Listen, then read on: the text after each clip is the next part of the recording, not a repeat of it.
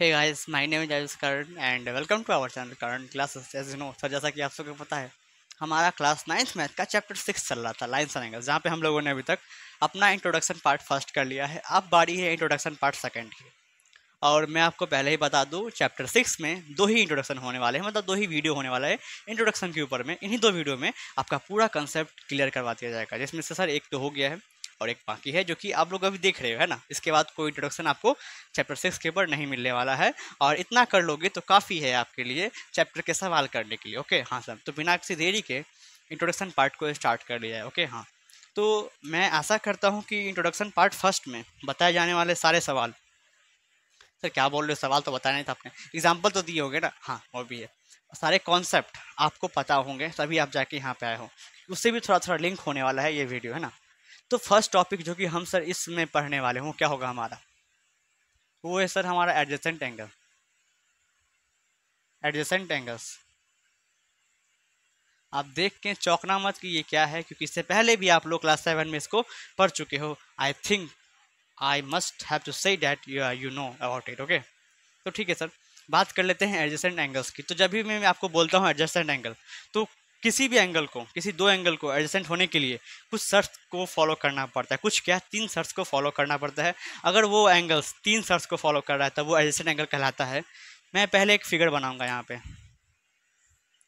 कुछ इस तरह का, आप लोग ध्यान से देखोगे, है ना। और साथ साथ में फिगर बनाते चलो, नोट्स बनाते चलो, और समझते भी चलना है ना। ओके, अब हमें ये बताओ, ये फिगर आपको दिख रहा होगा, हाँ सर दिख रहा है। अब हम लोग इस एंगल की बात करते हैं जिसे मैंने अभी डिनोट किया है, मतलब कि बी ओ सी को, दिख रहा है हाँ। अब फिर हम इस एंगल की बात कर लेते हैं जिसका नाम है ए ओ बी, दिख रहा है हाँ। तो ये दोनों चाह रहा है कि हम एडजेसेंट एंगल्स हो जाएं, तो इसके लिए तीन शर्त होना चाहिए। वो मैं तीन शर्त यहाँ लिखने वाला हूँ, आपको मैच करना है वो तीनों शर्त। क्या ये फिगर फॉलो कर रहा है? अगर कर रहा होगा तो ये दोनों एंगल जो मैंने मार्क किया है आपस में एडजेसेंट एंगल्स होंगे। ठीक है, देखने वाली बात है। हम भी देखते हैं और आप भी देखिए। पहला है कॉमन वर्टेक्स। कॉमन वर्टेक्स, आप कॉमन वर्टेक्स लिखो या सेम वर्टेक्स लिखो, बात बरोबर है ना। Second point, one common arm. One common arm, आप ये मत पूछना कि आर्म क्या है, तो मैं बताऊंगा नहीं, क्योंकि इंट्रोडक्शन पार्ट फर्स्ट में सारा चीज़ बेसिक से बताया गया है। अरे मूर्खो, आर्म ये जो दिख रहा है ना, ये आर्म, ये जो आपको दिख रहा है ओ सी, ओ बी, ओ ए, ये सब आर्म्स हैं एंगल्स के। तो one common arms and the third one is two non common arm, non common arms in different different direction of common arm, common arms. अब मैंने यहाँ पे क्या लिख दिया देखो, तो पहला शर्त तो है कि फिगर को, या तो मैं कहूँ दो एंगल्स को एडजेसेंट एंगल्स होने के लिए पहले तो कॉमन वर्टेक्स होना चाहिए, मतलब उन दोनों एंगल्स के एक सेम वर्टेक्स होना चाहिए। तो क्या देखो, ये एंगल हमारा बी ओ सी और ए ओ बी, क्या इन दोनों के सेम वर्टेक्स हैं? तो आप बोलोगे हाँ सर सेम वर्टेक्स तो दिख रहा है हमें, अच्छी बात है। फर्स्ट जो हमारा फर्स्ट शर्त है वो तो फुलफिल हो रहा है भैया। सेकेंड शर्त की बात कर ले हम लोग, तो यहाँ लिखा हुआ है वन कॉमन वर्टेक्स, मतलब वो दोनों एंगल्स जो होंगे ना उनके वन कॉमन वर्टेक्स तो होने ही चाहिए। तो देख लो, एंगल हम बी ओ सी की बात कर लेते हैं, और एंगल हम जब ए ओ बी की बात करते हैं, तो बीच में ये जो आर्म्स दिख रहा है आपको, ये वन कॉमन आर्म्स आपको दोनों में दिख रहे हैं, क्योंकि ये एंगल का भी ये आर्म है और ये एंगल का ये आर्म है। तो ऐसा आर्म जो कि इसमें भी है और इसमें भी है, तो हम लोग उसे बोलते हैं वन कॉमन आर्म, जो कि इन दोनों में है। तो ठीक है भैया, हमारा दूसरा भी जो है पॉइंट वो भी सेटिस्फाई हो गया है। हम थर्ड पॉइंट की बात कर ले जब, तो लिखा हुआ है कि टू नॉन कॉमन आर्म्स, ऐसे दो नॉन कॉमन आर्म्स जो कि आपस में कॉमन नहीं है, वो कहाँ होंगे? तो डिफरेंट डायरेक्शन, डिफरेंट साइड बोल सकते हो। डायरेक्शन नहीं बोलना है तो डिफरेंट साइड बोल दो, very easy. Different side of common arms, मतलब कि जो कॉमन आर्म्स होंगे ना उनके डिफरेंट साइड में होंगे, एक साइड में नहीं हो सकते। सुन लो, वो जो नॉन कॉमन आर्म्स है, दो नॉन कॉमन आर्म्स जो है वो कॉमन आर्म्स के डिफरेंट डायरेक्शन में होंगे। ओके, तो देख लेते हैं ना ये शर्त फुलफिल हो रहा है कि नहीं हो रहा। तो ठीक है सर, आपने बोला जो दो नॉन कॉमन आर्म्स है, मतलब कि ये और ये कॉमन है नहीं है, इस एंगल का ये आर्म अलग है और इस एंगल का ये आर्म अलग है ना। तो ये दो आर्म्स है, क्या ये कॉमन आर्म्स के अपोजिट डायरेक्शन में है, या तो मैं कहूँ डिफरेंट डायरेक्शन में है, मतलब अगर इस साइड है तो एक उस साइड होगा, है, हाँ सर ऐसा है, मतलब ये थर्ड शर्त भी फुलफिल हो रहा है, तो हम बोल सकते हैं हमारा जो एंगल है भैया, क्या नाम है इसका, B O C, and second angle का नाम क्या दोगे बताओ, ए ओ बी। मैंने एंगल लिखना भी बताया है आपको इंट्रोडक्शन पार्ट फर्स्ट में, किसी को दिक्कत है तो वहाँ जाकर देख सकते हो। Are adjacent angles, adjacent angles, I think बात समझ में आ रही है ना। तो आप तो आपको दिक्कत नहीं होने वाली कि एडजेसेंट एंगल्स को पहचानने में, क्योंकि ये जो कॉन्सेप्ट मैं आपको बता रहा हूँ काफ़ी सवाल में यूज होता है इसका, और ऐसा मत करना इसको स्किप करके आगे बढ़ जाओगे, फिर सवाल में आगे फंस जाओगे, वहाँ लिखा रहेगा the sum of the adjacent angles of this figure is इतना इतना, तो फिर मत दिमाग दौड़ाना कि एडजेसेंट एंगल क्या था सर, क्या बताया वगैरह वगैरह, क्योंकि आप इंट्रोडक्शन पार्ट देख के जाओगे तो बेहतर रहेगा सवाल को सॉल्व करने में, है ना, कि सारे कॉन्सेप्ट पता आपको होने चाहिए। ओके, तो आई थिंक आपको मालूम चल गया कि सर एडजेसेंट एंगल्स क्या होने वाले हैं। अब मैं आपको एक फिगर दूंगा और आपको बताने हैं क्या वो एडजेसेंट एंगल्स हैं कि नहीं, तो ठीक है सर, कोई बात नहीं, मैं एक फिगर नीचे लेने वाला हूँ, फिर उसको रब भी कर दूंगा, क्योंकि इसमें कुछ और कॉन्सेप्ट भी है जो मुझे बताने हैं, जो मुझे डिस्कस करने हैं आपके साथ। सर ये फिगर तो अलग नहीं लग रहा है, सेम लग रहा है, एक सेकंड देख लो, इसमें हम लोग ये एंगल और ये एंगल के बारे में बात कर रहे थे, बोलो हाँ। अब हम लोग इसमें कौन से एंगल के बारे में बात करेंगे, मैं आपको वो बताता हूँ। इसमें हम लोग बात करने वाले हैं ये पूरा एंगल और ये छोटू सा एंगल। आई थिंक आपको दिख रहा होगा, आपको नाम भी पता चल रहा होगा, सर ये पूरा एंगल का नाम है ए ओ सी, दिख रहा है, अरे मैं देख रहा हूँ, मैं बहुत जरूरी है, मैं हमको देखना आपको, ठीक है ना, यहाँ देख ले पहले, ठीक है। तो आपको ये बड़ा वाला एंगल दिख रहा होगा ए ओ सी नाम का, है ना, हाँ, और छोटा एंगल भी दिख रहा होगा बी ओ सी नाम का, हाँ। तो आपको ये दोनों एंगल्स एडजेसेंट एंगल्स है कि नहीं आपको बताने हैं। तो आपको पता है 3 शर्त होते हैं किसी भी दो एंगल को एडजेसेंट होने के लिए। पहला तो सेम वर्टेक्स होना चाहिए, तो हाँ सर सेम वर्टेक्स है, इस एंगल का भी छोटे एंगल का भी सेम वर्टेक्स है और ये बड़े वाले एंगल का भी सेम वर्टेक्स है, तो पहला शर्त तो भैया फुलफिल हो रहा है। सेकंड शर्त है वन कॉमन आर्म्स, मतलब दोनों एंगल्स के जो दो दो आर्म्स होते हैं उनमें से एक आर्म्स कॉमन होना चाहिए, मतलब इसका भी उसका भी सेम होना चाहिए। तो देखो, तो हम एक छोटे से एंगल की बात कर लें तो हम ये आर्म्स को देखेंगे, ओसी को देखो, और ये जब हम बड़े वाले एंगल की बात कर लेते हैं उसमें भी ओसी आर्म्स आता है, मतलब ओसी एक ऐसा आर्म है जो कि दोनों एंगल में आ रहा है, तो हम लोग बोल सकते हैं कि इसका एक कॉमन आर्म भी है और सेम वर्टेक्स भी है। अब थर्ड पॉइंट को चेक करने की बारी आई, सारे पॉइंट सेटिस्फाई होने चाहिए, अगर एक भी पॉइंट अनसेटिस्फाइड हो जाता है तो वो एंगल एडजेसेंट एंगल नहीं कहलाएगा, है ना, तीनों को सेटिस्फाई होना बहुत जरूरी है। तो ठीक है सर, थर्ड शर्त क्या है, हमारा लिखा हुआ है जो वो दो को नॉन कॉमन आर्म्स है वो डिफरेंट साइड में होना चाहिए, किसके, तो कॉमन आर्म्स के। तो ये रहा हमारा कॉमन आर्म्स। अब इसके डिफरेंट साइड में देखो क्या नॉन कॉमन आर्म एग्जिस्ट कर रहे हैं। डिफरेंट साइड का मतलब अगर एक इस साइड है तो एक इस साइड होना चाहिए। तो सर इस साइड तो हमको नॉन कॉमन आर्म्स दिख रहा है, पर इस साइड कोनो आर्म्स है ही नहीं, कोनो आर्म्स है ही नहीं, तो हम क्या करेंगे, तो भैया ये जो एंगल्स हैं एडजेसेंट एंगल्स नहीं हो सकते। आई थिंक आपको बातें समझ में आ रही है, काफ़ी डिस्कशन करके काफ़ी सोच समझ के आपको ये चीज़ बताया जा रहा है कि आप लोग अंतर कर सकें एक एडजेसेंट एंगल्स में और एक नॉन एडजेसेंट एंगल्स में। बातें समझ में आ रही है, बोलो बोलो, हाँ सर आ रही है। तो नेक्स्ट कंसेप्ट पढ़ने वाले हम लोग आप एंगल बाइसेक्टर। इसी पे मैं आपको बता दूं, नेक्स्ट स्लाइड की ज़रूरत है नहीं जैसे यहाँ पे, क्या वो एंगल बाइसेक्टर। जब भी मैं ये नाम बोलता हूँ तो मेरे दिमाग में बस एक चीज़ आता है, क्या चीज़ सर, अरे एक चीज़ आता है कि एंगल बाइसेक्टर बेसिकली एक लाइन है, क्या है, एंगल बाइसेक्टर एक लाइन होता है जो किसी भी एंगल को दो इक्वल एंगल में डिवाइड कर देता है। मैंने क्या कहा, ध्यान से आप लोग सुनोगे। तो मैं ऐसे लिखूँ, इसका डिफिनेशन मैं लिख देता हूँ, आपको लिखना है तो लिखो, नहीं लिखना है तो समझ लेना आगे मैं जो बताने वाला हूँ। तो angle bisector, it is a line that splits an angle into equal angles,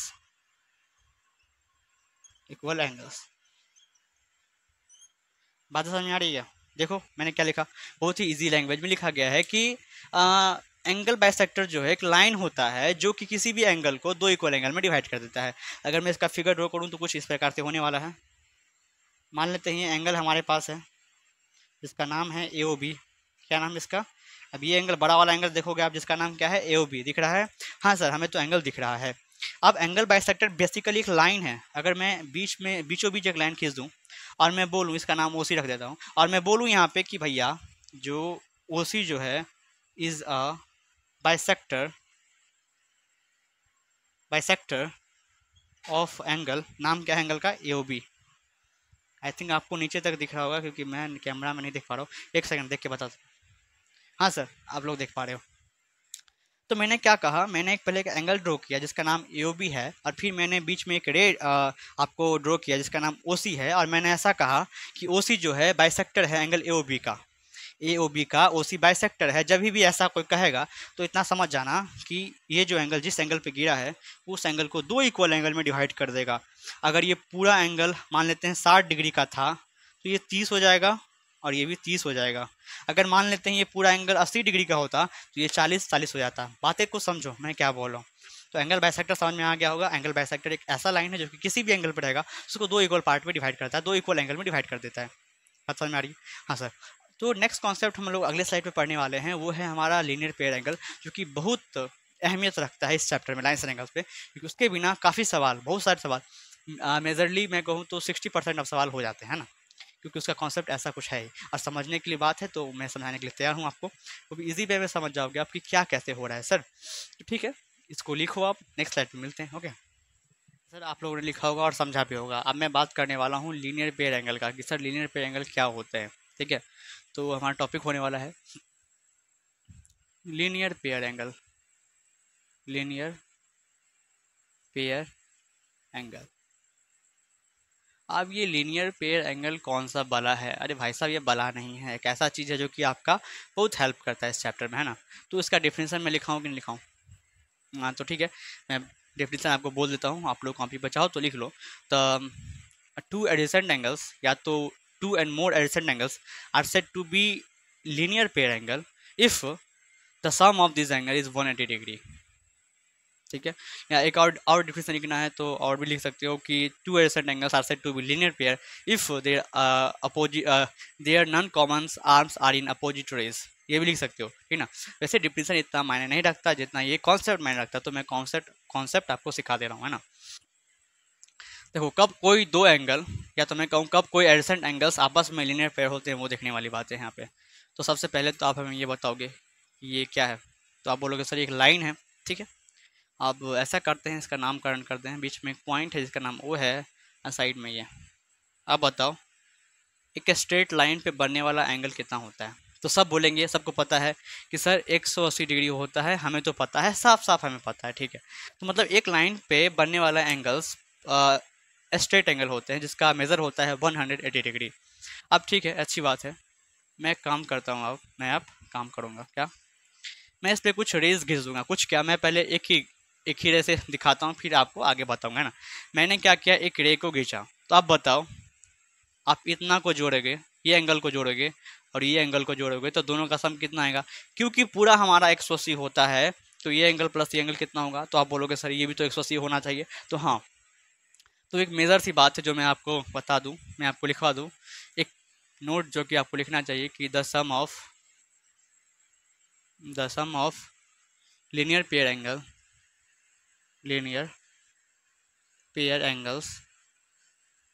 is 180 degree. इसे आप ध्यान से लिख लो कॉपी पे कि सर वो जो लीनियर पेयर एंगल्स होते हैं, चाहे वो 2 रहे, चाहे वो 3 रहे, चाहे वो 4 रहे, फर्क नहीं पड़ता है, पर उन सबको जोड़ने से जो एंगल निकल के आएगा वो 180 डिग्री ही होगा। मतलब आपको लीनियर पेयर एंगल जो बनता है हमेशा एक स्ट्रेट लाइन पे ही फॉर्म होता है। मेरे कहने का मतलब है, आप इसी एंगल को देख लो, इस एंगल का नाम बताओ, इसका नाम चलिए यहाँ पे हम लोग C रख देते हैं। तो आपको ये एंगल बताना है, ये वाला एंगल का नाम बताओ, तो आप बोलोगे सर इसका नाम AOC है। ठीक है, हाँ ठीक है। अब हम आपसे पूछेंगे इस एंगल का नाम बताओ, तो आप बताओगे इसका नाम BOC है ना। क्या बताओगे? इसका नाम BOC। और मैं आपको बोल रहा हूँ कि जो हमारे लीनियर पेयर एंगल्स होते हैं वो दो ऐसे एडजेसेंट एंगल्स होते हैं जिनके जो नॉन कॉमन आर्म्स है। बताओ ये दोनों एंगल्स के नॉन कॉमन आर्म्स क्या हुए? तो सर आप बोलोगे ये तो हमारा कॉमन आर्म्स हो गया, ये और ये हमारे नॉन कॉमन आर्म्स है जो कि अपोजिट डायरेक्शन में है। अपोजिट का मतलब होता है अलग, मतलब कि उल्टा, डायरेक्ट उल्टा। जैसे कि ये OB इस डायरेक्शन में आ रहा है तो उसके सेम अपोजिट डायरेक्शन में OA जा रहा है। ठीक है, तो ऐसे दो एडजेसेंट आपको एंगल्स लीनियर पेयर एंगल कहला जाते हैं, जिनका सम कितना होता है? 180 डिग्री होता है। तो ठीक है, या तो मैं एक छोटा सा कॉन्सेप्ट मैं छोटी भाषा में बता दूं आपको कि लीनियर पेयर एंगल जो होता है हमेशा एक स्ट्रेट लाइन पे ही फॉर्म होता है। मतलब 2 या 3 एंगल्स को जोड़ने से अगर आपको एक स्ट्रेट लाइन मिल जा रहा है तो आप समझ लो कि वो 2 या 3 एंगल का सम कितना हो जाएगा? 180 डिग्री हो जाएगा। जैसे कि हम लोग बात कर लें, हमसे कोई पूछे बताओ भैया ये और ये क्या आपस में लीनियर पेयर एंगल हैं, तो हम देखेंगे क्या इन दोनों का सम 180 डिग्री हो रहा है, या तो इन दोनों का एंगल को जोड़ने से एक लाइन बन रहा है क्या, तो ये एंगल और ये एंगल को जोड़ने से एक स्ट्रेट लाइन बन रहा है, तो हम बोल देंगे कि हमारा AOC और BOC आपस में लीनियर पेरेंगल है, और जिनका सम होता है 180 डिग्री। बात खत्म। बातें समझ में आ रही है? बोलो। ऐसा नहीं है कि लीनियर पेरेंगल बस दो ही एंगल से बनता है। देखो जैसे कि ये एक लाइन हो गया, इसका नामकरण कर दें, AOB रख देते हैं, ठीक है, कोई दिक्कत नहीं सर। इससे आप बहुत सारे आपको रेज निकलेंगे, 1 2 3, इससे 3 रेज निकल रहे हैं, इससे 3 रेज निकल रहे हैं, और आपको पूछ रहा है, इसका नाम दे दो MNP। एंगल ये, एंगल ये, एंगल ये और एंगल ये वाला, ये चारों एंगल क्या आपस में लीनियर पेयर एंगल है? तो हम इतना ही देखेंगे, क्या ये चारों एंगल को जोड़ने से एक स्ट्रेट लाइन फॉर्म हो रहा है?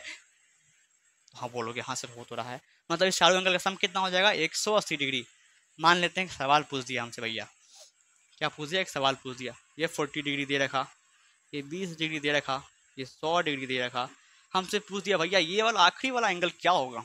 तो क्योंकि हमें कॉन्सेप्ट पता है कि देखने से ही लग रहा है कि ये चारों एंगल का सम जोड़ के 180 डिग्री आ जाएगा। क्यों आ जाएगा? क्योंकि इस चारों एंगल को जोड़ने से एक लाइन फॉर्म हो रहा है जिसका नाम है AOB, ठीक है।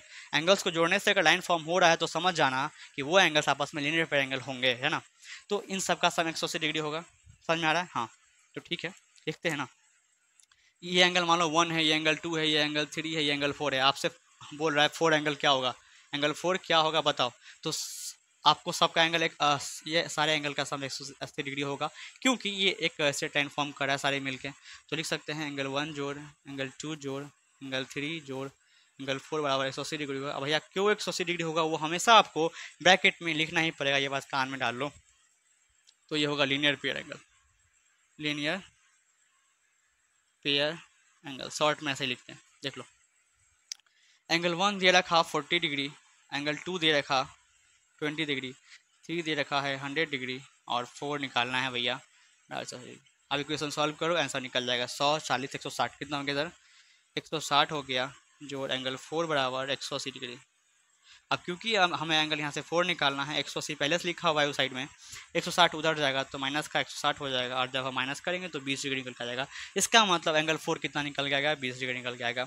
ऐसे ही सवाल आपको दिए रहते हैं, कितना बार तो होता है एक्स के टर्म में भी आपको दे रखा होता है, तो वहाँ से आपको फॉर्म करना मतलब निकालना पड़ता है कि क्या एंगल है। जैसे कि यहाँ पे 2 एंगल है, तो एक एंगल दे देगा 2x - 3 डिग्री, दूसरा होगा 3x + 4।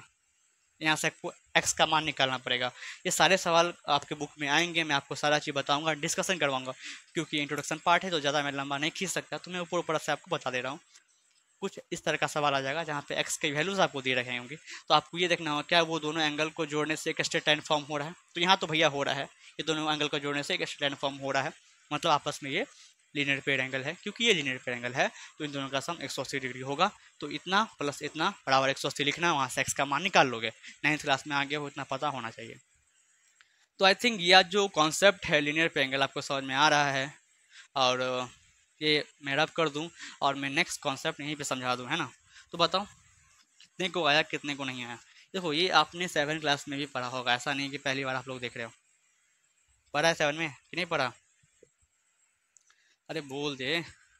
एक और है सर, इसका नाम है vertically opposite angle, vertically opposite angle.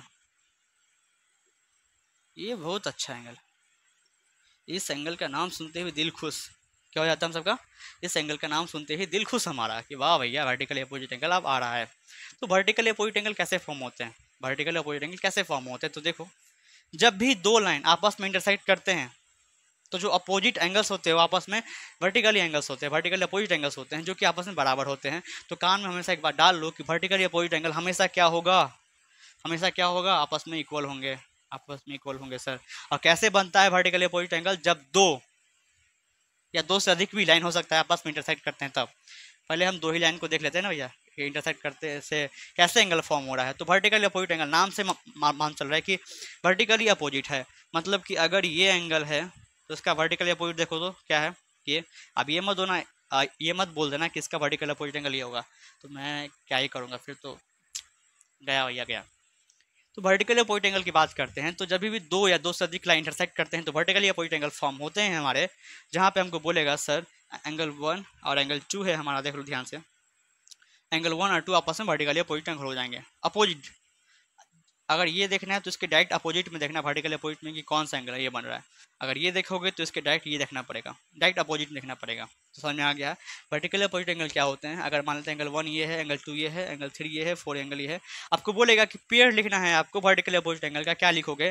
तो आपको पता है वर्टिकल अपोजिट एंगल आपस में बराबर होते हैं, तो हम लोग लिख सकते हैं एंगल 1 बराबर एंगल 2, कोई दिक्कत नहीं सर। एंगल 3 बराबर एंगल 4, समझ लो ये आपस में क्या हो जाएंगे।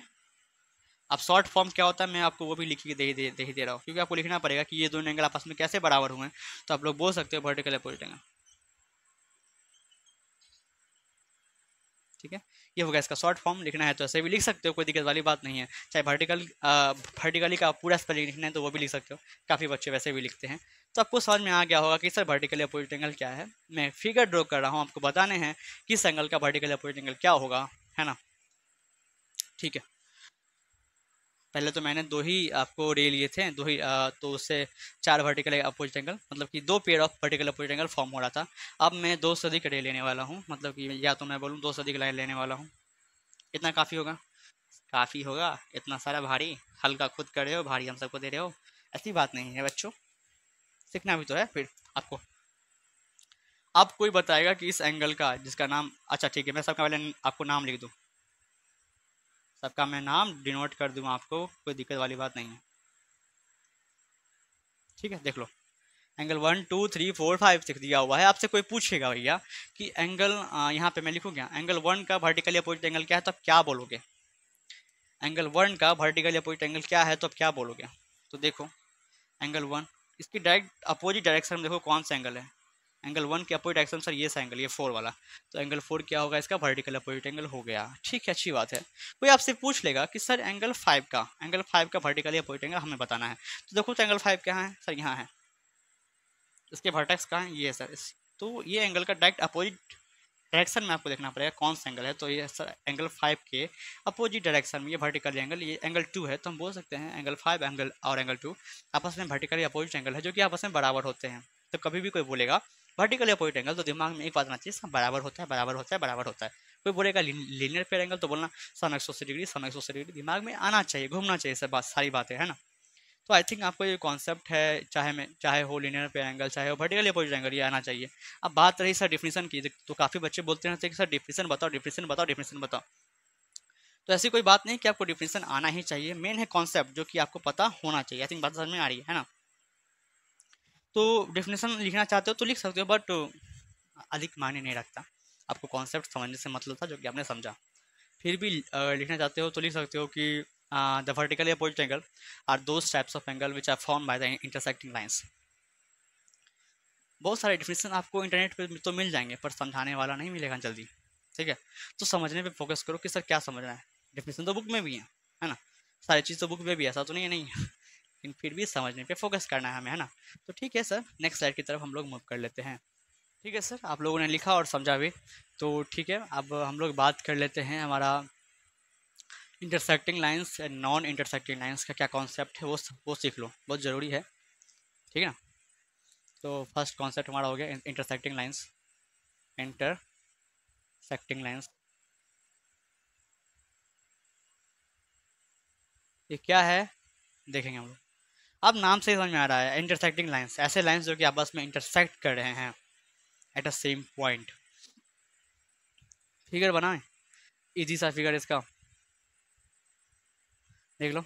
ये दो ऐसे लाइंस हैं जो कि आपस में इंटरसेक्ट कर रहे हैं at a one point, eight a common point. ऐसा नहीं कि दो लाइंस ही आपस में इंटरसेक्टिंग लाइंस होते हैं, कई लाइन भी हो सकते हैं, जैसे कि 1 2 3 4, पर सबका कॉमन पॉइंट है, देख लो। हाँ,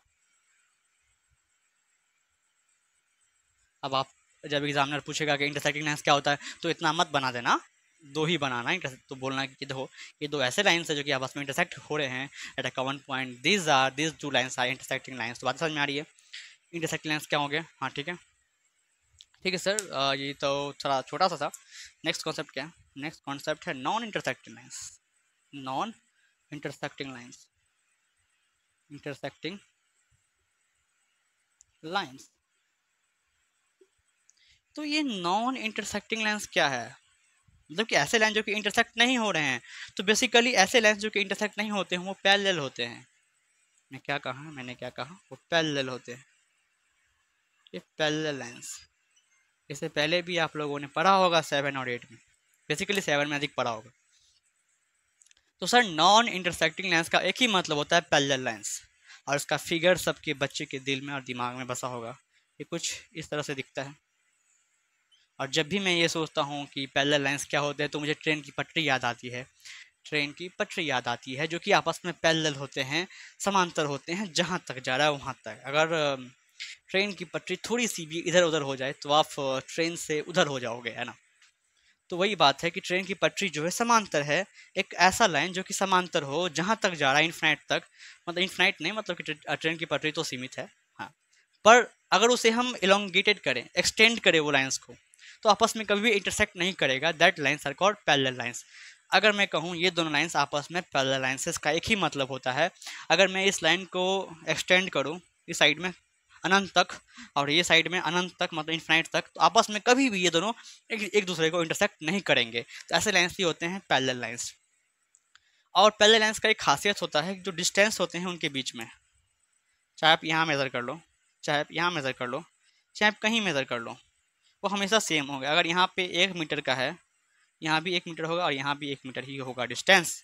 आई थिंक बात समझ में आ रही है। इसका जो सटीक एग्जाम्पल है मैंने आपको दे ही दिया कि ट्रेन का पटरी जो कि आप देखते हो, उनका बीच का जो दूरी है वो हमेशा समांतर ही रहता है। अगर समांतर नहीं रहेगा तो आप समांतर नहीं रह पाओगे, ठीक है। ठीक है सर, बातें समझ में आ रही है। इसका कुछ एक दो पॉइंट है लिखना चाहते तो लिख लो, मैं बोल ही देता हूँ, लिखने की जगह वैसे भी नहीं है, ठीक है ना।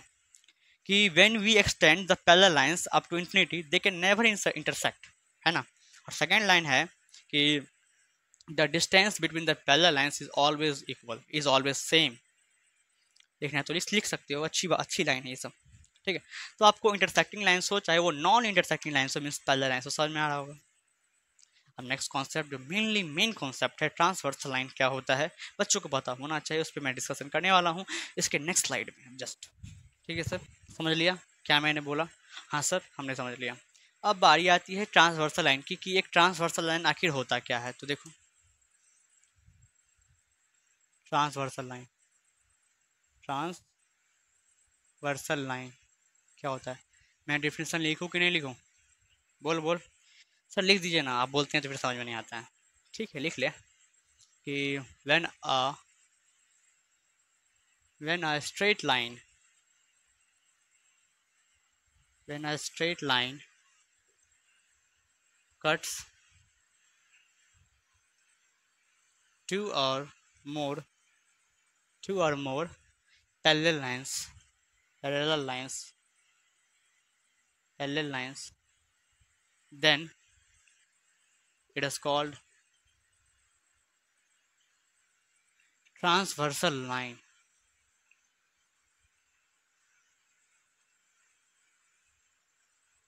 तो इजी लैंग्वेज में मैंने आपको यहाँ पे लिख के बताया है कि जब भी एक स्ट्रेट लाइन किसी दो या दो से अधिक पैरेलल लाइंस को काटता है एट अ डिफरेंट पॉइंट, मैंने लिखना भूल गया क्या, मैं लिखना, मैंने स्ट्रेट लाइन कट्स टू और more parallel lines at a different point, ये लिख देना, एट अ डिफरेंट पॉइंट,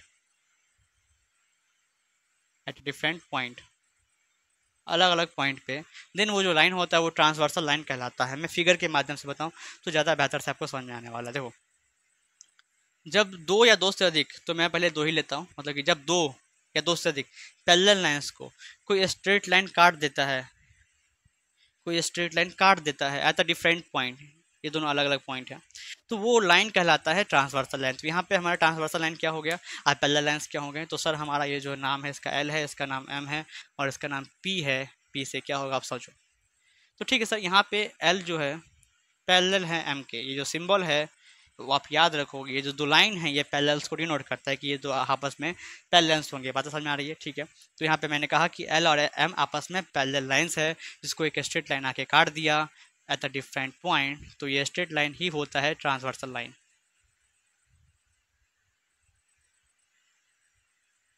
बात समझ में आ रही है? ऐसा नहीं है कि दो ही पैरेलल लाइंस को काट सकता है एक ट्रांसवर्सल, उससे अधिक को भी काट सकता है।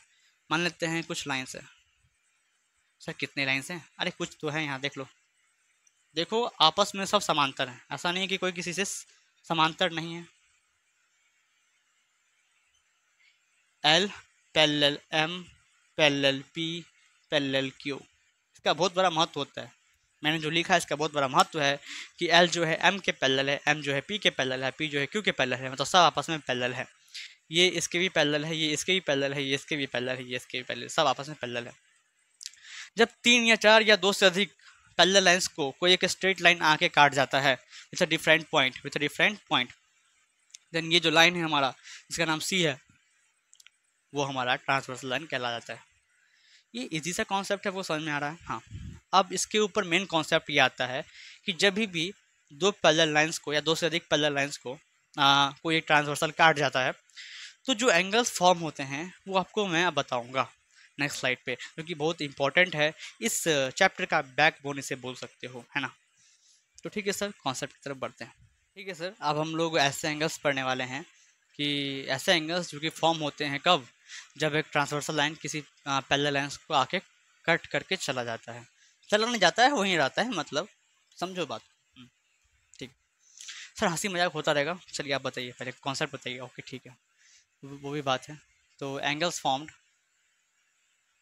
टॉपिक है, टॉपिक का नाम होगा वो लिख लो, एंगल्स फॉर्म्ड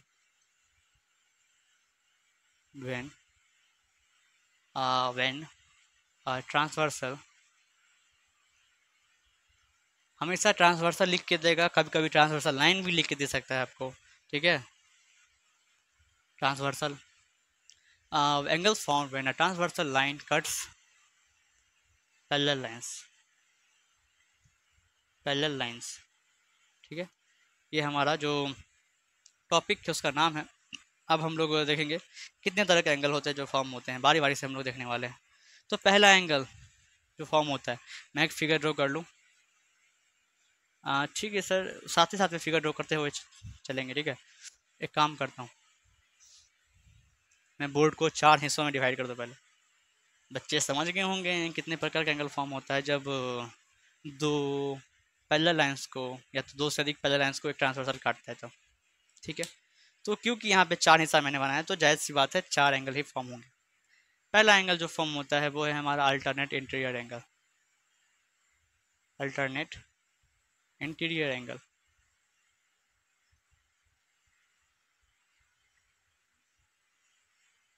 ठीक है। फर्स्ट अक्षर कैपिटल लिख लो, ठीक है। पहला एंगल जो फॉर्म होता है उसका बच्चों नाम है अल्टरनेट इंटीरियर एंगल्स, ठीक है। अब वो कैसे दिखते हैं वो देख लो आप, कुछ इस प्रकार के देखेंगे। नहीं तो काम करते हैं, 2-2 बताएंगे क्योंकि जगह कम हो जाएगा फिर, है ना। इसमें एक और फिर नेक्स्ट स्लाइड में एक, ठीक है। तो दिक्कत नहीं सर, तो ठीक है देख लो। ये 2 ही पैरेलल लाइंस हम लोग ले रहे हैं, तो अधिक नहीं लेंगे अभी, क्योंकि हमें आपको समझाना है। तो जैसा कि आप लोग देख रहे हैं, एल और एम आपस में पैरेलल हैं। मैं मेंशन कर दूं यहाँ पे कि एल जो है वो पैरेलल है एम के, और हमारा ये लाइन टी है ट्रांसवर्सल है, क्योंकि 2 पैरेलल लाइंस को काट रहा है, ठीक है। तो यहाँ पे लिख दूं मैं कि टी जो है हमारा ट्रांसवर्सल है, टी इज ट्रांसवर्सल, ठीक है। तो हम लोग बात कर रहे थे पहला एंगल जो कि फॉर्म होता है वो अल्टरनेट इंटीरियर एंगल की। ये सर अल्टरनेट इंटीरियर एंगल भला है क्या, तो देखो अभी हम लोग इंटीरियर की बात करेंगे, 2 लाइंस के अंदर की बात करेंगे, फिर एक्सटीरियर आएगा तो फिर उसकी भी बात कर लेंगे हम लोग। पहले इंटीरियर की बात करें। इंटीरियर जो वर्ड है समझने से आता है कि ये जो लाइंस उसके अंदर की ही बात होगी, बाहर की बात नहीं होगी अभी, है ना। तो इंटीरियर की बात कर लेते तो ये एंगल आपको दिख रहा होगा, ध्यान से देख ले भाई। और ये एंगल देख लो जो कि ट्रांसवर्सल की अपोजिट साइड में फॉर्म हो रहा है, अलग अलग साइड में फॉर्म हो रहा है, लेकिन वो दोनों पैरेलल लाइंस के अंदर ही है, लाइंस के अंदर ही है, बट ये अपोजिट डायरेक्शन है ट्रांसवर्सल लाइन के। एक इस साइड है तो एक लाइन के उस साइड है, लेकिन ये दोनों लाइंस के अंदर में ही फॉर्म हो रहा है, बाहर नहीं निकल रहा है। तो ऐसे एंगल्स आपको अल्टरनेट इंटीरियर एंगल कहलाते हैं। मैं इसका नाम लिख दूं एंगल 1 और एंगल 2, ठीक है। हाँ सर ठीक।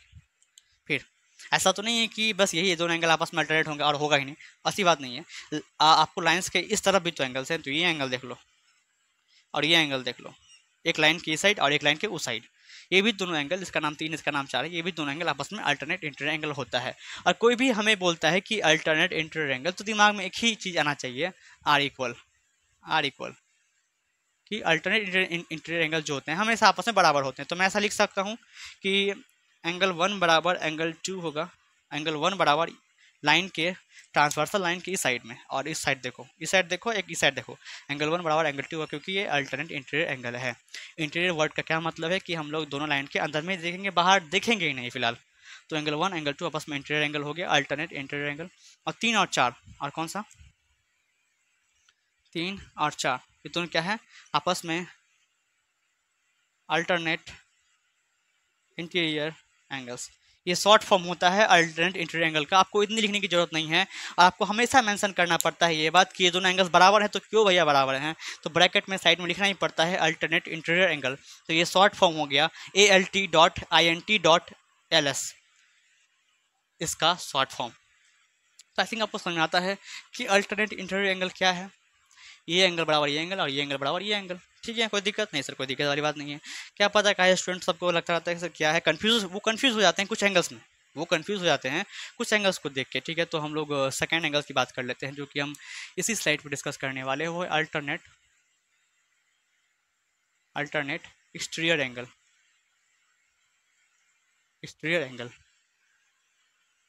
हालांकि ये एंगल बहुत कम यूज होता है, लेकिन आप चाहो तो यूज़ कर सकते हो, क्योंकि आपके ऊपर डिपेंड करता रहता है कि आप जो फाइंड कर रहे हो एंगल, वो किस से एंगल से फाइंड कर रहे हो। ठीक है ना, अल्टरनेट इंटीरियर से फाइंड कर रहे हो, एक्सटीरियर से फाइंड कर रहे हो। तो ठीक है सर, पहले तो हम लोग इसका फिगर देखने वाले हैं कि फिगर क्या कैसे बोल रहा है, फिर हम लोग बताएंगे आपको कि अल्टरनेट एक्सटीरियर एंगल वाला होता क्या है। तो ये दो लाइन एल और एम आपस में क्या है, पैरेलल है। तो मैं लिख दूँ यहाँ पे कि एल पैरेलल है एम के। और दूसरी बात, एक ट्रांसवर्सल लाइन है जो कि यहाँ से गुजर रहा है, जिसका नाम है टी। तो भैया टी क्या है, टी इज ट्रांसवर्सल। हर बार लिखने की मुझे ज़रूरत नहीं है ना, मैं 2 बार से लिख रहा हूँ, आगे से मैं नहीं लिखूंगा, मैं बस बताते हुए चलूंगा कि एल एम आपस में पैरेलल हैं और टी क्या है, ट्रांसवर्सल है। तो जो एंगल दूसरा एंगल फॉर्म होता है उसे बोलते हैं अल्टरनेट एक्सटीरियर एंगल। ये इन दोनों में फ़र्क क्या है, ये है अल्टरनेट इंटीरियर एंगल और ये है एक्सटीरियर एंगल। ये अंदर वाले की बात करता है और ये बाहर वालों की बात करेगा, क्योंकि एक्सटीरियर है, एक्सटीरियर का मतलब होता है बाहर। तो ये दोनों पैरेलल लाइंस के बाहर की बात करेगा। ठीक है, लेकिन बात तो वही करेगा, बात सेम करना है, बस ये अंदर वाले की बात करता है, ये बाहर वाले की बात करेगा, है ना। ठीक है सर, तो देख लीजिए इधर ट्रांसवर्सल लाइन के एक इस साइड में एंगल ये फॉर्म हो रहा है, और ट्रांसवर्सल जो लाइन है उसके इस साइड में ये एंगल फॉर्म हो रहा है। आप लोग देख रहे हो कि दोनों लाइंस के अंदर में ये एंगल फॉर्म नहीं हो रहे हैं, जैसे कि अंदर में फॉर्म हो रहा था, ये बाहर फॉर्म हो रहा है। लेकिन कॉन्सेप्ट तो वही रहेगा कि ट्रांसवर्सल लाइन के अपोजिट साइड में देखोगे, एक एंगल ये फॉर्म हो रहा है, एक एंगल ये फॉर्म हो रहा है, तो आपस में क्या होंगे, ये अल्टरनेट एक्सटीरियर एंगल होंगे। और alternate exterior angle are equal, इसमें भी लगता है are equals, are always equals. Angle 1 है और ये एंगल 2 है, तो बोल सकते हैं एंगल 1 बराबर एंगल 2 होगा। भैया क्यों इक्वल होगा, क्योंकि ये अल्टरनेट एक्सटीरियर एंगल है हमारा। ठीक है, हाँ सर ठीक है। और ठीक है, एक पेयर और होंगे इसके। सर वो पेयर क्या हो सकता है, तो देख ले, ट्रांसवर्सल लाइन के एक इस साइड वाला एंगल और ट्रांसवर्सल लाइन के एक इस साइड वाला एंगल। देख रहे हो, ये लाइंस के बाहर की बात हो रही है, ये अंदर की बात हमने की और ये बाहर की बात हो रही है। तो इसमें एंगल 3 है, ये एंगल 4 है ये, तो एंगल 3 बराबर एंगल 4, क्योंकि देखो ये लाइन है, एक 3 साइड है, 4 साइड है, तो हम बोल सकते हैं एंगल 3 बराबर एंगल 4। अब ये दोनों एंगल, ये दोनों पेयर आपस में अल्टरनेट एक्सटीरियर एंगल के पेयर हैं, तो आपस में बराबर होंगे। तो क्यों बराबर है, क्योंकि ये अल्टरनेट एक्सटीरियर एंगल्स हैं। ये शॉर्ट फॉर्म हो गया अल्टरनेट एक्सटीरियर एंगल का, ऐसे लिखना। तो सर दोनों एंगल आपको समझ में आ गए होंगे कि अल्टरनेट इंटीरियर एंगल क्या है और अल्टरनेट एक्सटीरियर एंगल क्या है। जब हम लोग सवाल करेंगे तो आपको समझ में आएगा। वैसे मैं एक चीज़ बता दूं आपको, मान लो, बताओ, आप ही बताओ कि मैं नंबर को मिटा दूं, अंदर लिख दूं नंबर को, और नंबर को अंदर लिख देते हैं ना। ये एंगल अगर 40 डिग्री है तो ये एंगल पूछ लेगा आपकी तरह, ये एंगल आपसे पूछेगा। तो आपको क्योंकि पता है कि ये दोनों एंगल्स जो हैं, ये और ये, लाइन के इस साइड और लाइन के उस साइड, वो भी अंदर में, ये दोनों एंगल्स है जो आपस में अल्टरनेट इंटीरियर एंगल्स हैं, जो कि बराबर होता है। तो क्योंकि ये 40 डिग्री है तो ये भी कितना हो जाएगा, बोलो भैया, तो ये भी 40 हो जाएगा। अगर ये 50 होगा तो ये भी 50 हो जाएगा। ठीक है, कोना कोनी देखना हमेशा, कोना कोनी, लाइन के इस साइड और लाइन के उस साइड। ठीक है, हाँ सर ठीक है। इसमें भी सेम है, अगर एंगल 170 डिग्री है तो 2 भी 70 डिग्री होगा, क्योंकि आपस में दोनों अल्टरनेट एक्सटीरियर एंगल है और जो कि बराबर होता है। ठीक है, नेक्स्ट साइड पे चलते हैं और आगे का 2 एंगल समझते हैं, फिर ये इंट्रोडक्शन ख़त्म कर देंगे, है ना। ठीक है सर, वो जो थर्ड एंगल है, दो की दो हमने पढ़ लिया है, दो और बाकी है, तो ठीक है। हमारा जो तीसरा एंगल है, पहले मैं बोर्ड को दो हिस्से में डिवाइड कर दूँ। जो हमारा थर्ड एंगल होने वाला है वो है सर हमारा क्रॉसपॉन्डिंग एंगल्स। ये सब नाम याद रखना और बारी बारी अपने कॉपी में ये सारे एंगल्स को ड्रॉ करना और सीखना कि सर ने क्या कैसे बताया, सारी रिकॉल करना। रिकॉल करने से माइंड है जो है ना स्ट्रांग होता है ना। तो क्रॉसपॉन्डिंग एंगल्स, ये सर ये क्रॉसपॉन्डिंग एंगल्स क्या होते हैं, देख ले फिगर से समझेगा तो बेहतर समझेगा। ये है दो पैरेलल लाइंस आपस में, और ये रहा ट्रांसवर्सल हमारा। आप अच्छे से परिचित हो गए होंगे हमारे ट्रांसवर्सल लाइन से, है ना। तो लिखने की जरूरत नहीं है कि यहाँ पे एल एम के पैरेलल है और टी हमारा ट्रांसवर्सल है। ओके हाँ सर ठीक है। अब हम लोग बात करने वाले थे कि क्रॉसपॉन्डिंग एंगल्स क्या होता है सर। तो क्रॉसपॉन्डिंग एंगल्स क्या होते हैं, तो दिमाग में एक ही बात आता है क्रॉसपॉन्डिंग एंगल्स सुन के कि corresponding angles are always equal, are equals. कि क्रॉसपॉन्डिंग एंगल्स के आपस में बराबर होते हैं भैया, कि क्रॉसपॉन्डिंग एंगल्स है क्या, तो आप देखोगे है क्या। अभी हम लोग लाइन के इस साइड की बात कर लेते हैं, फिर हम लोग लाइन के इस साइड की बात कर लेंगे। ओके ठीक। तो क्रॉसपॉन्डिंग एंगल्स हैं क्या, आप ये एंगल को देखो ध्यान से जो लाइन के ऊपर फॉर्म हो रहा है, और ये भी एंगल को देखो जो कि नीचे वाला जो लाइन है उसके ऊपर फॉर्म हो रहा है। देख ले, इसका नाम 1 है, इसका नाम 2 है। अरे मैंने कहाँ लिख दिया जी, तो गड़बड़ ना हो गया। ये 2 ये है, देख लो। एक अभी लाइन के जो दायां तरफ है उधर हम लोग देखेंगे, ठीक है। तो सर लाइन के दायां तरफ ये है, मतलब कि राइट साइड ये है। ये साइड देखो, बस राइट साइड देखना है और देखना है कि लाइन के ऊपर जो एंगल बन रहा है, लाइन के ऊपर ये एंगल बन रहा है और लाइन के ऊपर ये एंगल बन रहा है। ये दोनों एंगल, एंगल 1 एंगल 2 आपस में क्रॉसपॉन्डिंग एंगल्स होंगे। ऐसे ही एंगल आपस में क्रॉसपॉन्डिंग एंगल्स होते हैं। तो मैं यहाँ से लिख सकता हूँ एंगल 1 बराबर एंगल 2, क्योंकि क्रॉसपॉन्डिंग एंगल्स आपस में बराबर होते हैं। एंगल 1 बराबर एंगल 2 हो जाएगा, ठीक है हाँ तो ठीक है। अब देखो लाइन के ऊपर की तो बात कर ली, तो और नीचे की बात कौन करेगा, वो भी तो करना होगा। हाँ तो ठीक है, लाइन की नीचे की बात कर लेते हैं, ये एंगल फॉर्म हो रहा है, और इस लाइन की नीचे की बात कर लेते हैं तो ये एंगल जिसका नाम 3 है, ये 4 है। तो देख लो, तो 3 और 4 ये भी आपस में बराबर होंगे। क्यों भैया, क्योंकि ये भी हमारा क्या है, क्रॉसपॉन्डिंग एंगल्स ही हैं।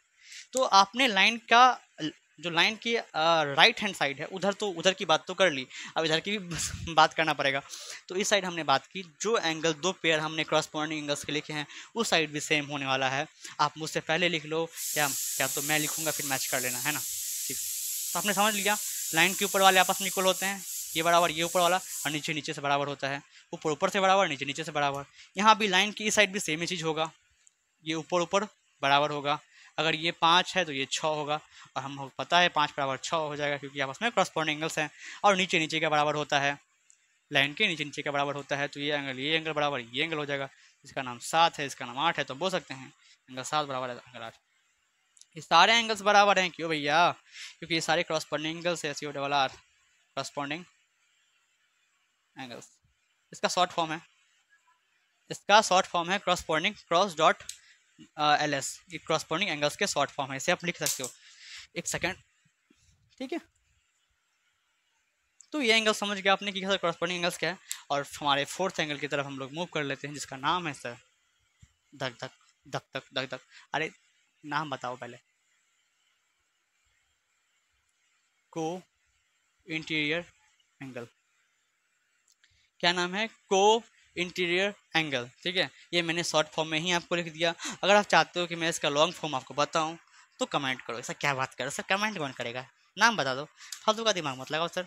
अच्छा ठीक बात है, ठीक बात है, ठीक है। तो शॉर्ट आपने शॉर्ट फॉर्म समझ लिया कि को इंटीरियर एंगल होता है, बट इसका जो नाम है वो थोड़ा सा भयानक है, इसलिए मैं बच्चों को बताने से डरता रहता हूँ, ठीक है। नाम लिख दो इसका, तो शॉर्ट फॉर्म लिखोगे, बोल भैया। हाँ सर, बात तो सही बोल रहे हैं आप। तो इसका होता है कंसेक्यूटिव, कंसेक्यूटिव। ये बच्चे को पूछोगे ना अगर आप कि कंसेक्यूटिव एंगल्स क्या हैं, तो सोचेंगे 5 मिनट तक, फिर बताएंगे। लेकिन आप पूछो कि को इंटीरियर एंगल क्या है, तो तुरंत जवाब दे देंगे, क्योंकि उन्हें काफ़ी बार जो है शॉर्ट फॉर्म मालूम होता है पर लॉन्ग फॉर्म मालूम ही नहीं होता। बट आप समझ लो कंसेक्यूटिव एंगल्स को ही बोलते हैं को इंटीरियर एंगल, कंसेक्यूटिव एंगल्स। आधा ब्लू और आधा ब्लैक, ऐसा क्या, कंसेक्यूटिव एंगल्स। और जब भी मैं कंसेक्यूटिव एंगल सोचता हूँ तो मेरे दिमाग में एक ही बात आता है, सम 180 डिग्री। कि कंसेक्यूटिव एंगल्स जो होते हैं उसका सम कितना होता है, 180 डिग्री के बराबर होता है। तो ठीक है सर, फिगर बताओ, फिगर बनाओ फिर बताओ। ठीक है, देख ले भैया, देख ले भैया, देख ले। शॉर्ट फॉर्म में कैसे लिखना है मैं नीचे में आपको बता दूंगा, है ना। फिलहाल यहाँ देखते हैं कि यहाँ पे कंसेक्यूटिव एंगल्स की बात हो रही है। कंसेक्यूटिव एंगल का शॉर्ट फॉर्म होता है, मैंने कहा था co dot I N T dot L S. ये इंटीरियर एंगल की बात हम करेंगे, एक्सटीरियर एंगल की बात नहीं करेंगे। आपकी बुक में भी वो बात जल्दी नहीं करता है, पर समझ लें लोगे तो कोई दिक्कत वाली बात होगी नहीं। फिर भी अगर बात नहीं करा तो क्यों दिमाग लगाना, है ना। यहाँ दिमाग लगाते हैं, को इंटीरियर एंगल की बात कर लेते हैं, कंसेक्यूटिव एंगल्स की बात कर लेते हैं ना। तो कंसेक्यूटिव एंगल्स जो ट्रांसवर्सल लाइन है उसके वो एक साइड में ही देखना है, दूसरी साइड आपको जाना नहीं। फिलहाल एक साइड की ही बात कर लेते हैं। तो ये अंदर वाला एंगल जो दिख रहा है आपको, क्योंकि इंटीरियर है तो हम लोग अंदर की ही बात करेंगे। तो ये दोनों एंगल आपको दिख रहा होगा जो कि लाइन के पैरेलल लाइंस के अंदर ही फॉर्म हो रहा है और ट्रांसवर्सल लाइन की एक साइड में ही फॉर्म हो रहा है। तो ये दोनों एंगल्स, एंगल 1 और एंगल 2, आपस में क्या होता है, कंसेक्यूटिव एंगल्स होते हैं, या तो मैं कहूँ को इंटीरियर एंगल होते हैं, जिनका सम 180 डिग्री होता है। तो हम ऐसे लिख सकते हैं क्या सर, कैसे लिख सकते हो आप? ऐसे देख ले बच्चे कि एंगल 1 जोड़ एंगल 2 बराबर 180 डिग्री। ऐसे लिखा जा सकता है क्या? हाँ सर, लिखा जा सकता है। क्यों? क्योंकि एंगल 1 और 2 आपस में को इंटीरियर एंगल है और को इंटीरियर एंगल का सम 180 डिग्री होता है। तो हम बोल सकते हैं एंगल 1 एंगल 2 आपस में क्या हो जाएगा, 180 डिग्री हो जाएगा। ऐसी बात समझ में आ रही है? बोल। हाँ सर, समझ में आ रही है। और लाइन की साइड की बात कर लिए तो इस साइड की बात हम लोग एक बार कर ही लेते हैं। तो एंगल ये देखो अंदर वाला और ये भी अंदर वाला, इसका नाम 3 है, इसका नाम 4 है एंगल का। तो यहाँ से भी एंगल 3 जोड़ एंगल 4 करोगे तो 180 डिग्री निकल के ही आएगा। अब इस पे किस तरह के सवाल आते हैं वो आपको जो हम जब सवाल करवाएंगे तो समझ में आएगा ही। वैसे समझ लेना, अगर आपको दो एंगल्स दिए रहेंगे ऐसे के दो, आपको बोलेगा एक एक दे रखेगा 40 डिग्री, एक बोलेगा निकालने के लिए। तो आपको तो लेकिन मालूम है कि ये दोनों एंगल्स आपस में कोइंसिडेंट एंगल है जिनका सम 180 डिग्री होता है। एक एंगल पता है तो एक एंगल में एंगल 2 में 40 डिग्री आप कर दोगे पुट, वहाँ से एंगल 1 निकल जाएगा। 2 को साइड ले जाओगे, 180 से माइनस होगा, निकल जाएगा 140 डिग्री। तो एंगल 1 कितना निकल जाएगा इस केस में, 140 डिग्री। ऐसी बात समझ में आ रही है? तो आपको ये कंसेक्यूटिव एंगल्स या तो मैं कहूँ को इंटीरियर एंगल समझ में आता होगा। इसी के साथ ये वीडियो लेक्चर खत्म करते हैं और आशा करते हैं सारा चीज़ बताया गया वो आपको समझ में आ रहा होगा। लेकिन मैं आपको एक बात बोल दूँ कि ये जो वीडियो है इसके 2 पार्ट ही होने वाले थे और 2 पार्ट हो गए हैं हमारे। तो इसी के साथ ये वीडियो ही ख़त्म कर लेते हैं, कोई इंपॉर्टेंट सी बात तो थी नहीं वैसे भी। ठीक है, आपको कॉन्सेप्ट समझ में आया? बोल भाई। हाँ सर, समझ में आया। तो ठीक है, आगे से हम लोग जो एक्सरसाइज लाने वाले अपना 6.1, फिर 6.2, फिर ये भी ख़त्म कर देने वाले हैं। तो फालतू की बात सब होती ही रहेगी, पर आप लोग पढ़ने पर ध्यान देना है आपको। ठीक है, कॉन्सेप्ट रिवाइज करना है बारी बारी और सवाल लगाते रहना है, इसी से मैथ कॉन्सेप्ट तेज होता है। बच्चा क्या करता है, मतलब एक मेरा स्टूडेंट है ना, वो सवाल लगाएगा नहीं, पर बोलेगा सर इसका आंसर नहीं आ रहा, ऊपर में 30 लिखा हुआ है, नीचे में 2 लिखा हुआ है, डिवाइड करना है भैया 59 आने वाला है, लेकिन वो सर डिवाइड नहीं हो रहा है हमसे। तो हम बोलेंगे गधा पेन उठा, कॉपी उठा कर, नहीं हो रहा है तो नहीं, आप बता दो ना। ऐसा होता है जब तक मैथ्स का मतलब ही होता है पेन घिसना पड़ेगा। और ये जब मैं बात उसको बोलता हूँ कि तुम्हें पेन घिसना पड़ेगा बच्चे, तो वो घिसने लगता है। अरे घिसना मतलब कि बनाना है पेन, पेन लेके उस पर। इतने नादान बच्चे सब भी हैं। ठीक है, वो क्लास 7 में है फिर भी ऐसा नादानी करता नहीं, बोलता है। ओके, चलिए वो सब बातें होती रहेंगी। फिलहाल हम लोग मेन चीज़ को बोल दें कि आप लोग इसे रिवाइज कीजिए और समझिए कॉन्सेप्ट को। इजी में बताया गया है, इससे अधिक इजी क्या ही हो सकता है वाला, हम सबके समय में इतना इजी काश होता। ठीक है, तो ठीक है सर, मिलते हैं नेक्स्ट वीडियो में। तब तक के लिए take care and bye bye.